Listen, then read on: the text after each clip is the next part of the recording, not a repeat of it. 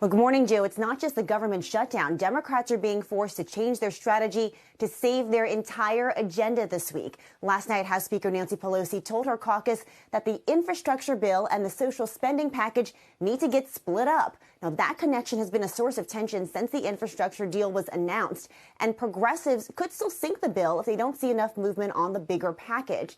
However, according to a source, Pelosi acknowledged that the House cannot wait on infrastructure because the Senate is, quote, not there yet on a new price tag for the social spending bill.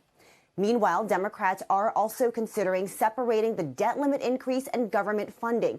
Republicans blocked their attempt to link the two last night. And after the vote was over, Majority Leader Chuck Schumer vowed to avoid a shutdown.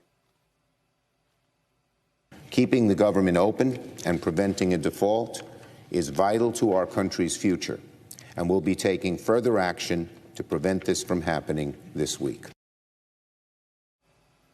So it's still unclear how Democrats plan to handle the debt limit. But, guys, they have dramatically scaled back their ambitions for what they can actually get done this week. Back over to you. That's one thing, Elon. I'm focused on this trillion and $3.5 trillion, not linked. When do you bring it? Couldn't do it Monday, but I'll get the votes by Thursday. And I see it. I see the intra-party squabble as between, on the Senate side, you got Manchin and Sinema, and then on the House side, you've got the Squad and like-minded progressives. And the progressives think if they go for the infrastructure, they lose their leverage with Manchin and Sinema on the $3.5 trillion. So I don't know who blinks. I think that right. Don't you think the progressives blink and do the 1.2, do the infrastructure, and then they deal with Manchin and Sinema at a $2 trillion range?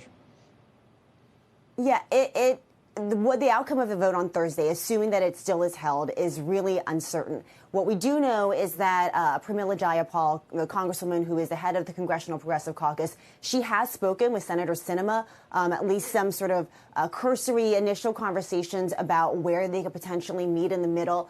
And she did leave the door open yesterday after Democrats had their caucus meeting to the potential for some assurance that's not a vote, that they will move forward on reconciliation in some form. What she said was that she's not sure what an assurance that is not a vote looks like, and that's why progressives have been so focused on ensuring that there is a vote on both the reconciliation bill, the bigger bill, as well as the infrastructure package. But if Democratic leadership can come up with some other way to give them that confidence that they will still move forward with the rest of the agenda and not leave it behind, that could be that small opening, that small window that they use in order to reach this compromise. But they are running out of time to do it because they don't want to jeopardize doing anything, as they go after the biggest pie possible.